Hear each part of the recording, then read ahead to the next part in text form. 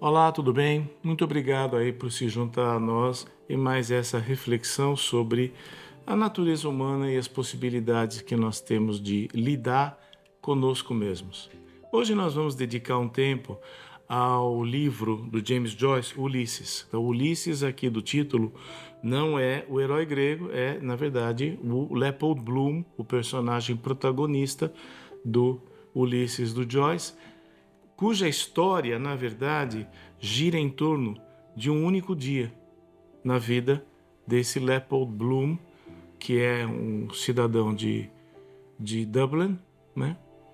E a ideia toda de que é uma grande epopeia, mas é simplesmente um dia trivial, um dia cotidiano. Parece-me que, se eu não me engano, era uma quinta-feira. Na vida de alguém que mora em Dublin, né? E dentre os personagens que tem o Stephen Dead, tem o próprio Leopold Bloom, tem o Stephen Dedalus, tem o Mr. Dizzy, e tem um personagem que aparece bem no começo do livro e tem uma passagem, um lampejo. Pelo que eu vi, ele não se repete no livro.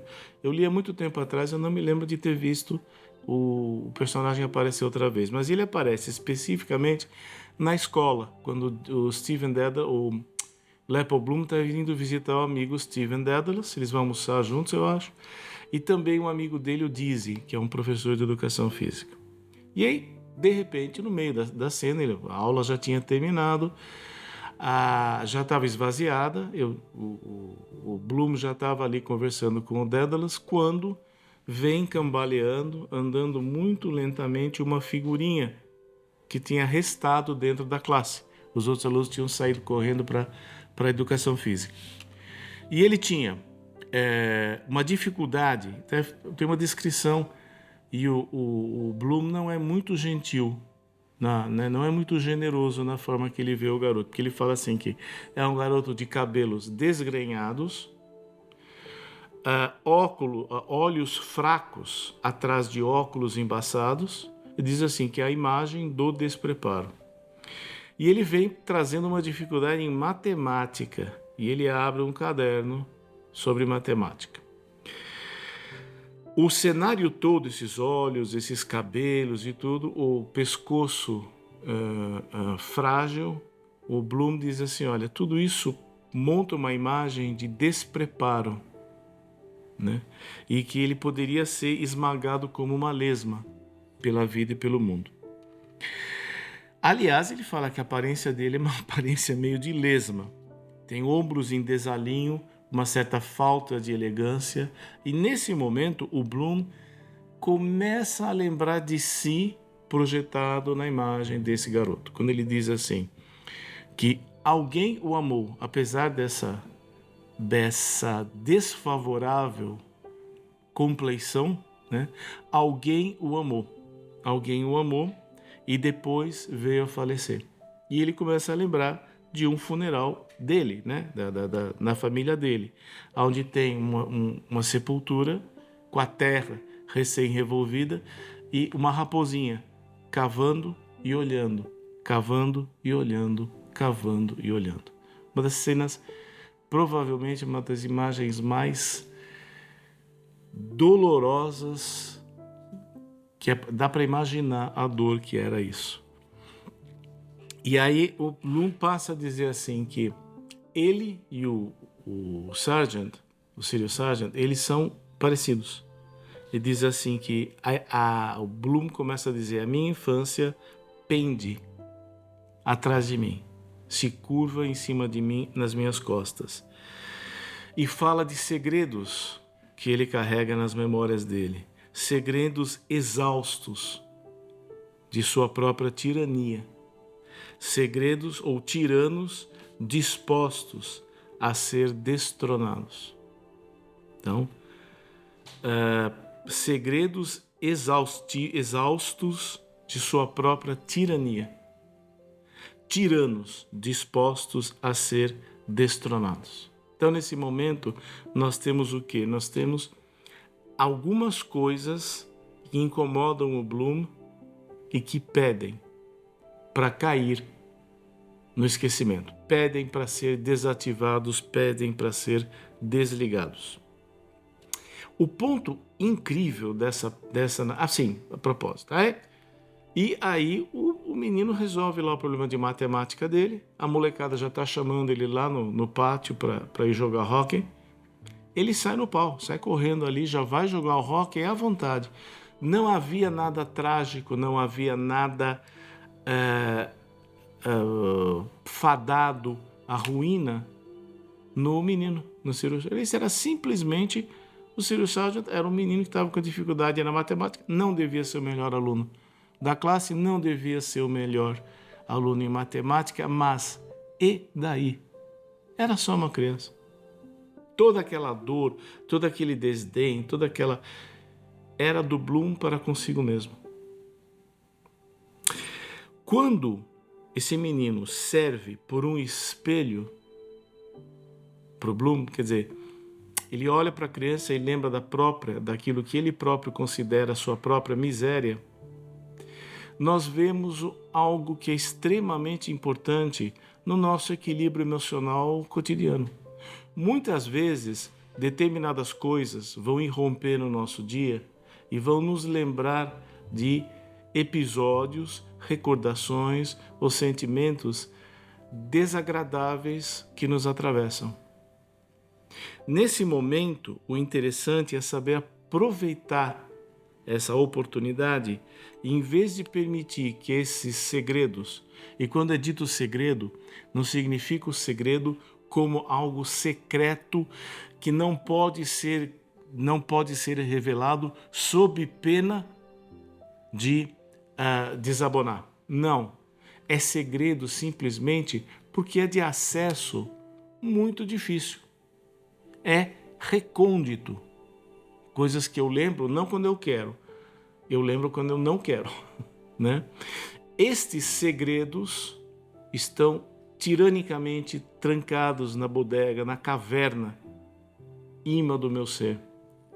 E, em vez de hostilizar aquela criança, rejeitá-la, ou tratá-la mal, ou a mim mesmo, eu reconheço o espelho. E assim, a partir do momento que o Leopold Bloom relembra o próprio sepultamento da mãe, nesse momento ele liberta o Cyril Sargent de uma criatura despreparada, inútil, frágil, altamente destrutível e passa a vê-lo como um menino que sai correndo para jogar hóquei. Ele não sai mais como uma lesma, ele sai como um garoto. Ele foi emancipado, houve uma emancipação do Cyril Sargent e uma emancipação do Leopold Bloom. Ele percebe que os sentimentos, as lembranças secretas e tirânicas que o atormentam são tiranos exaustos de sua maldade, são tiranos dispostos a ser destronados. E esse é o grande truque aí. Os segredos que nos atormentam são destronáveis. Parafraseando o meu livro, quer dizer, eu cito um grafite maravilhoso lá na Avenida Alcântara Machado, que dizia assim: não existe lixo. E a frase me incomodou. Como não existe lixo? Eu fiquei pensando no troço e falei, mas espera aí, realmente não existe nenhum dejeto, não existe nenhuma sobra, não existe nenhum restolho desprovido de uso. O que existe é algo que eu rechaço. Então eu tenho meu prato de comida, acabei de comer. Eu pego aquilo, jogo no lixo, o que sobrou ali, osso de galinha, não sei o quê, e eu quero pôr longe de mim, porque é lixo. Deixa de ser lixo na medida em que eu tenho uma horta e eu pego esse resto de alimento, eu coloco no processador e eu transformo em fertilizante para produzir mais alimento na minha horta. Aí não existe lixo. O lixo passa a ser a etapa da próxima operação. Você tem granja de engorda de frango. Uma das partes que mais vale, mais tem valor, é a chamada cama do frango, onde o frango faz pipi e cocô. Porque aquilo ali, junto com a palha, juntado, aquilo ali você pode usar como matéria-prima para ração de gado. E vale uma fortuna. Você não joga aquilo fora, não. Porque aquilo não é lixo. Por que não é lixo? Simplesmente porque tem alguém que pega aquilo e sabe reciclar. Então, toda vez que você vir lixo, você sabe que existe uma etapa que está sendo negligenciada na utilização daquele material. Na nossa vida anímica, é algo muito próximo disso. Não existe uma lembrança a ser perdida. Eu estou falando aqui da experiência humana usual. Eu não falei de campo de prisioneiro, eu não falei de tortura, eu não estou falando aqui de terremotos e outras coisas. Eu estou falando da experiência humana usual, aquela da qual nenhum de nós consegue se furtar. Eu posso passar a minha vida inteira sem ter estado num terremoto, mas eu não passo a minha vida inteira sem ter uma lembrança amarga. Portanto, meus caros, tá? E lembrando que o mindfulness, as psicoterapias, todo mundo que já se submeteu sabe quanto é difícil muitas vezes compartilhar determinadas coisas, até doído, né? E lembrando que, por exemplo, no mindfulness você tem a possibilidade de lidar com muito desse material por você mesmo. Não significa que a terapia, a psicoterapia, especialmente a dinâmica ou a cognitivo-comportamental, não tem lugar. Tem um lugar muito importante. E em muitos momentos insubstituível. Agora, para determinadas coisas, como por exemplo, olhar para o menino e lembrar da morte da minha mãe, né?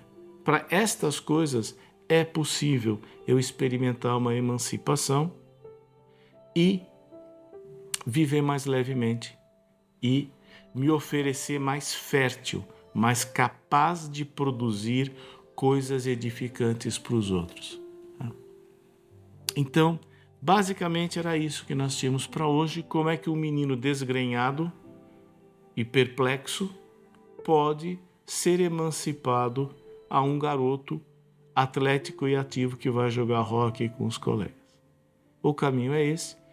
Fica aqui uma sugestão de não recusar, não rejeitar aquilo que me causa mal-estar, e sim abraçar isso e permitir que isso possa ser colocado a meu serviço e não contra mim. Para continuar acompanhando o nosso conteúdo, por favor, não deixe de dar um like, compartilhar, comentar ou eventualmente inscrever-se no nosso canal, trazendo suas contribuições, trazendo suas sugestões, porque isso com certeza enriquece muito o nosso trabalho.